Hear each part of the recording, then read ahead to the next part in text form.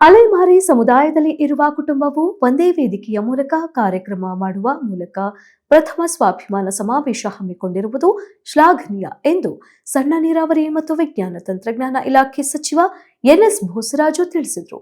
ರಾಯಚೂರು ಜಿಲ್ಲೆಯ ಮಾನ್ವಿ ಪಟ್ಟಣದಲ್ಲಿ ನಡೆದ ಅಲೆಮಾರಿ ಸಮುದಾಯಗಳ ಸ್ವಾಭಿಮಾನಿ ಸಮಾವೇಶವನ್ನು ಉದ್ಘಾಟಿಸಿ ಮಾತನಾಡಿ, ಚನ್ನದಾಸರ್, ಒಲೆಯದ ಸರ್, ಮೂಲ ಸರ್ ಸ್ವಾಭಿಮಾನಿ ಸಮಾವೇಶ ಕಾರ್ಯಕ್ರಮದಲ್ಲಿ ಮಾತನಾಡಿ, ನಮಗೆ ನ್ಯಾಯ ಹಾಗೂ ಹಕ್ಕುಗಳು ಸಿಗಬೇಕಾದರೆ ಒಗ್ಗೂಡಿ ಹೋರಾಟ ಮಾಡಬೇಕು. ಗ್ರಾಮೀಣ ಭಾಗದಲ್ಲಿ ಅಲೆಮಾರಿ ಸಮುದಾಯವು ಎಲ್ಲ ಜಾತಿಯ ಜನಾಂಗದವರ ಜೊತೆ ಪ್ರೀತಿ ವಾತ್ಸಲ್ಯದಿಂದ ಇರುತ್ತಾರೆ ಎಂದರು. ಚನ್ನದಾಸರು, ಹೊಲೆಯದಾರ ಸರ್ ಹಾಗೂ ಮಾಲದಾಸರ್ ಅವರು ತಮ್ಮ ಮಕ್ಕಳಿಗೆ ಶಿಕ್ಷಣ ನೀಡುವುದರ ಜೊತೆಗೆ ಸಾಮಾಜಿಕವಾಗಿ ಅಭಿವೃದ್ಧಿ ಹೊಂದಬೇಕು ಎಂದರು.